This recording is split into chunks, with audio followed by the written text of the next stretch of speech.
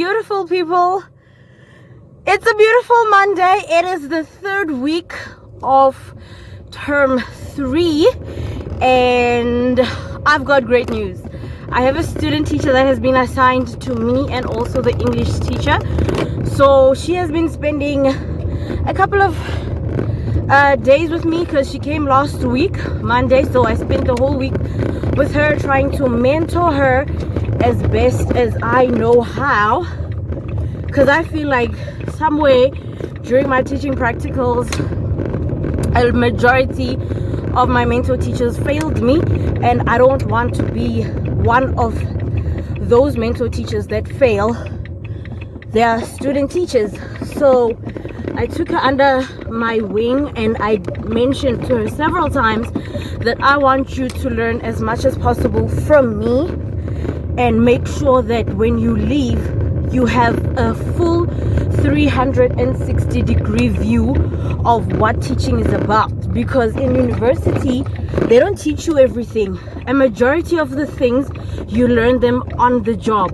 So I told her that I want her to learn as much as possible from me, and I even asked her to please not be upset with me when I give her small tasks to do, because she's a first year student, and when she is a full-time qualified teacher, or she is maybe standing in for someone, maybe she got a relieving post or a temporary post, those small tasks she's gonna do them anyway. So it's best she learns how to do them now, so that when the time arrives for her to do those things, she'll be like, someone membuhatu, you know, ma'am has taught me how to do them. So yeah, am I supposed to pass? So I am doing my level best. I'm doing my level best, training her as best as I know how, with obviously the little knowledge that I have accumulated along the way. I am as open with her as professionally I should be. So guys, I'm learning every day. So now I'm learning how to be a mentor teacher, because that's new for me, but it's not difficult actually. All I do is just talk and teach and show her how things are done, and I'm enjoying that position that I've been blessed with for the next 5 weeks. After that, she's going back. So who has to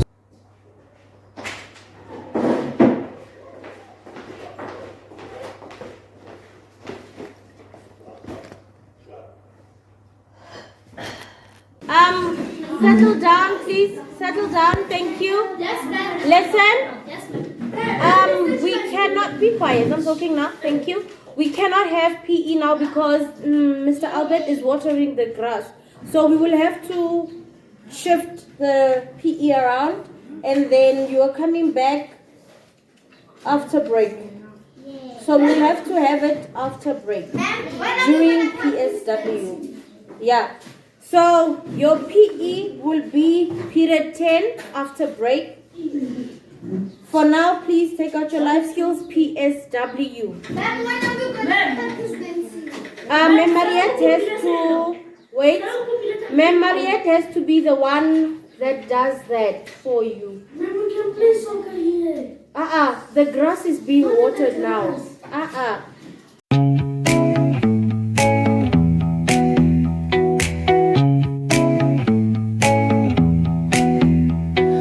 Neon hums like a subtle thrill. Shadows dance on the windowsill. Concrete dreams in the glow collide. Breathe it in, let the waves decide.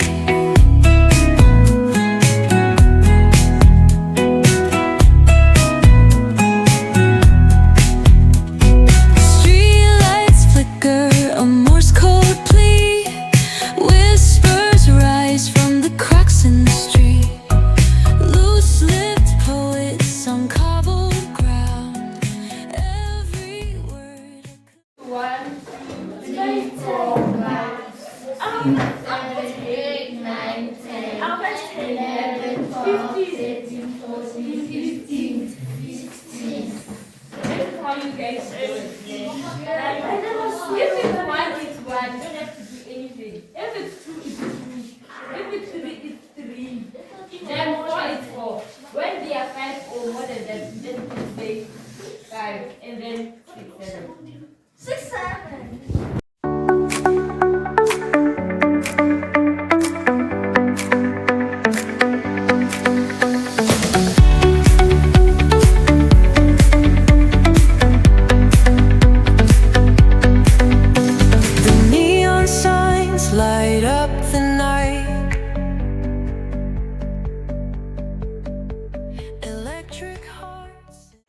Okay, it's currently break time, and this is my break time meal. It's bread with ham and cheese. Oh, it's just ham, but I saw cheese somewhere. No. Yes, there's cheese. There's cheese with drumsticks.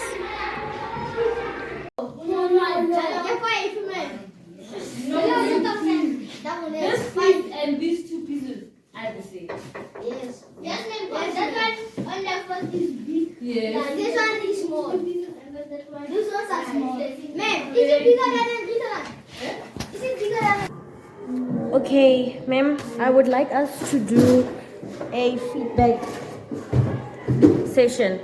Name? Because I have a lot of questions and comments that I would like to take you through your presentations for today.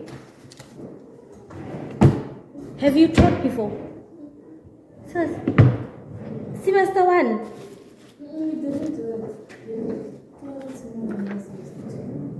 Wait, you didn't do practicals in semester 1? Why? Because what I know is that you have practicals. Institutions, I know that they are different. At Rosebank College, we had teaching practical every semester. So semester 1, we would go there for a week or 2 weeks, but it was a short period that we would be there during semester 1. Semester 2 teaching practicals, they were the longest. They were like 4 weeks, 5 weeks. I think there was a time we went maybe for 6 weeks. I'm not entirely sure. Those that did go to practicals can correct me if maybe 6 weeks is a bit too long. But I know that at Rosebank College, semester 1 teaching practicals, they were shorter than semester 2 teaching practicals. So we were given 2 semesters to go and do our practicals and do our presentations and gather as much information as we could, so that semester 1, if we mess up, the following semester 2, we would know where to improve, what not to do the next time. So I want us to start with grade 5 for your lesson in grade 5. Name? Would you like these notes as well? Or Yes. okay, so I'll make a copy and then I'll give you these ones, so that you can just keep them for future reference. There were several learners that were extremely disruptive during your lesson. One thing that I noted from both classes is your time management and classroom management. You need to seriously work on classroom management and also your time management. And then it took 8 minutes for the learners to settle down, semi-settle down. 8 full minutes. There was a time when they were completely settled and then they became disruptive all over again, right? Learners settled when they noticed that I was taking a video. So I took a video in between the lessons. They were throwing an orange while you were teaching. I don't know if you saw that or you missed it. You missed it completely. Okay. I don't know if this is... What is this? All right, one thing that I noticed that you did, you stopped attending to the other learners and you focused on one learner when that learner said that he does not understand. And then there were so many learners walking around the class. Now, this is everything that was happening, right? That's why I say classroom management. Trust me, a lot of educators, even seasoned educators, experienced educators, classroom management is a big problem.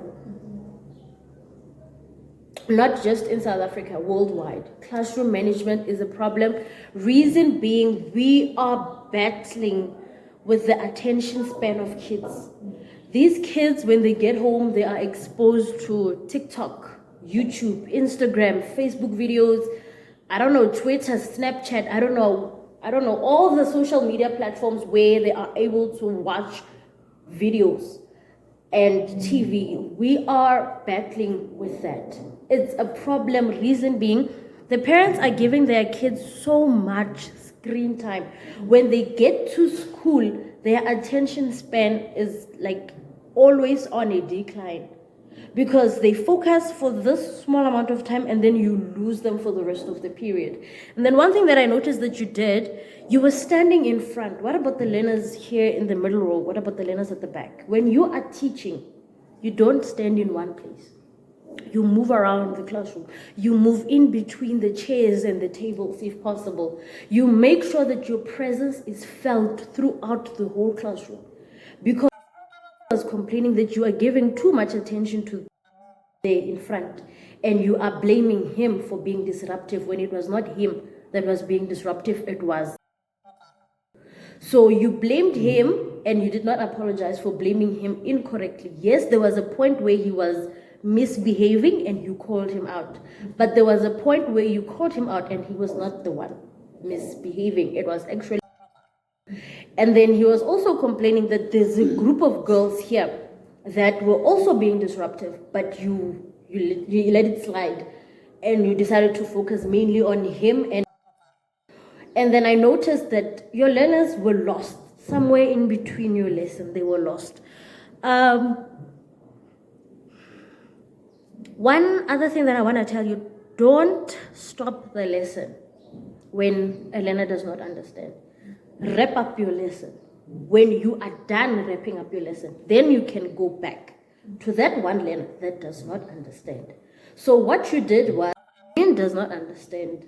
You stopped everything that you were doing, you left the learners unattended, you left them without work, and you focused on who does not understand.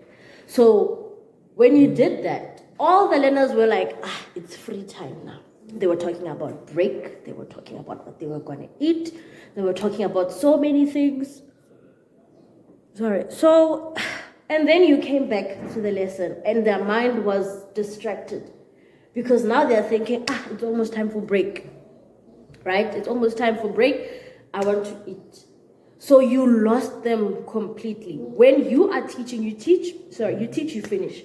Especially if you notice that there are a lot of learners that don't understand. Teach, finish, then go back to those learners that don't understand. Because it cannot be the whole class that doesn't understand.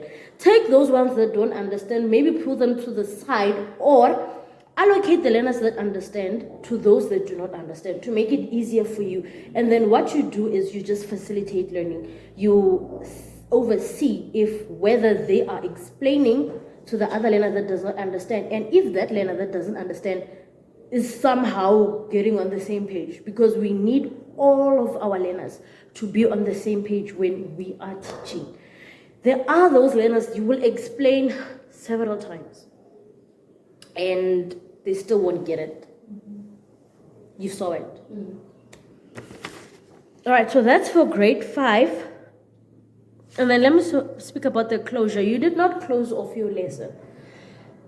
Teachers don't really close off the lesson. I'm going to be honest with you. We don't have time to do that. But for you as a student, your institution requires you to close off a lesson. Now I can just dismiss them however I want without even closing off the lesson. I can do that. And close off probably the lesson the following day. But you can't do that. You need to make sure that when you're teaching and you are presenting your lessons, that you close off your lesson. How do you close off a lesson? You ask them to stop whatever it is that they're doing. And then you ask them, who can quickly tell me what is a tally table? In your own words, what's a tally table? Or in your own words, how do we calculate a tally table? If you are given a number and they're asking you to draw a tally table, how do we do that? That's you closing off, trying to see if whatever it is that you taught, did it stick into their heads, or do you need to go back to the drawing board and redo this whole thing again? Because a lot of them were lost. And I'm telling you, it's not the first time they've heard of a tally table. They've been doing it from foundation phase. It's just that they have forgotten. So you now need to go back into that old memory of theirs and bring it back out. To say, in foundation phase, you did tally table. In grade 4, you did tally tables. How do you know that in grade 4 they did the tally table? Because the grade 4s are doing the tally table, right? You saw it in the assessment. So this is something that they will do up until matric. It's not going to change, but they forget it. I don't know how, because it's simple, it sticks. So you will now, when you close off your lesson, you will maybe give them a small test to say, is this how we do a tally table, or should we be done this way? Just something short and sweet. Close it off and then dismiss them. Okay? Fine. Now for the grade 4s. Yo, ma'am, grade 4 was chaotic. It was chaotic. I couldn't even complete what I was doing because the noise was just too much. If the principal came in and she found what I was observing, she would have screamed her lungs out. Reason being, the class was extremely disruptive. You do not teach when a class is disruptive. You rather stand in front and be quiet. That's what you rather do. When a class is as disruptive as these kids were, you do not continue with your lesson. You rather stand in front and be quiet to be on the safe side. And I noticed that there were learners that were fighting and you just let it slide. You do not let that slide ever in your life. When two learners are fighting, you take them to the principal. But those that are in class, you make sure that you give them work to do. Right? If the principal is not here, for instance, there is a disciplinary committee that you follow. Mr. Adu, Menir Moyo, and Mem Reba. Those are the 3 teachers that you can go to for assistance.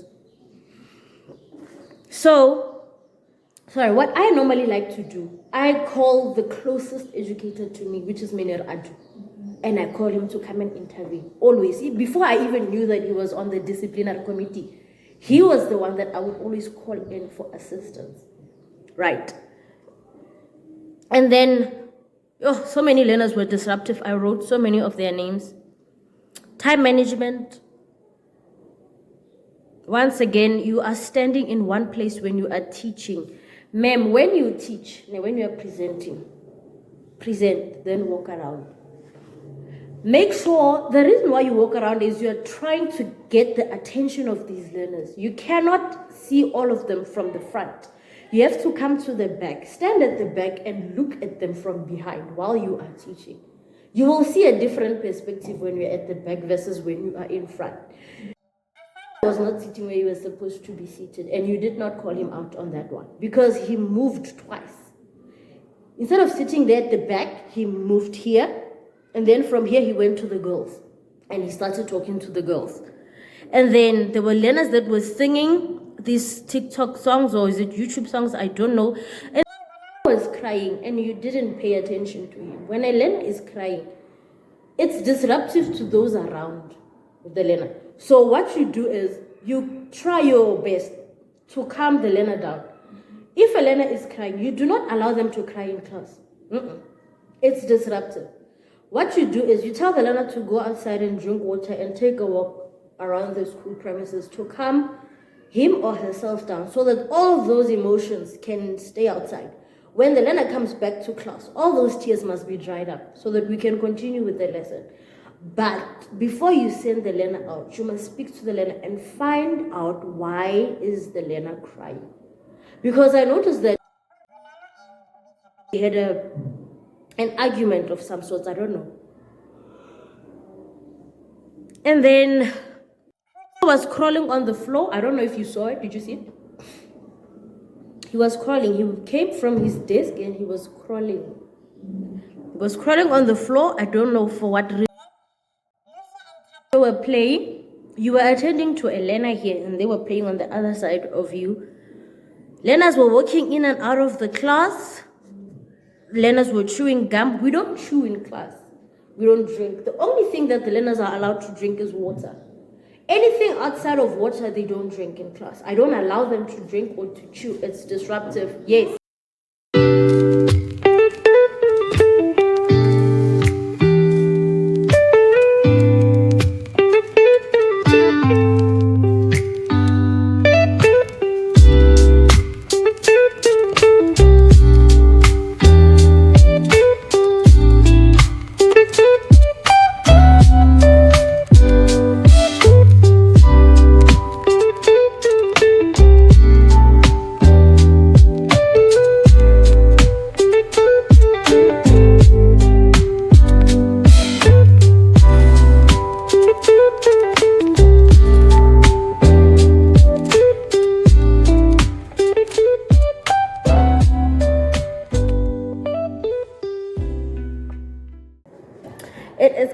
after school. It's just how many minutes? I think it's 10 minutes. Yeah, 10 past 2. I decided to stay so that I can get some work done. So I just want to catch up on the work that I have to paste in my book, and then I'll leave once I am done. I do not like taking work with me home because I know that I'm not going to do it. So I don't even bother myself taking work home, because I know even if I take work, chances of me doing it are very slim. They are very, very slim. Once I get home, I've got other responsibilities and obligations waiting for me, so I cannot be busy with my work, or by the time I want to do work, it's actually very late.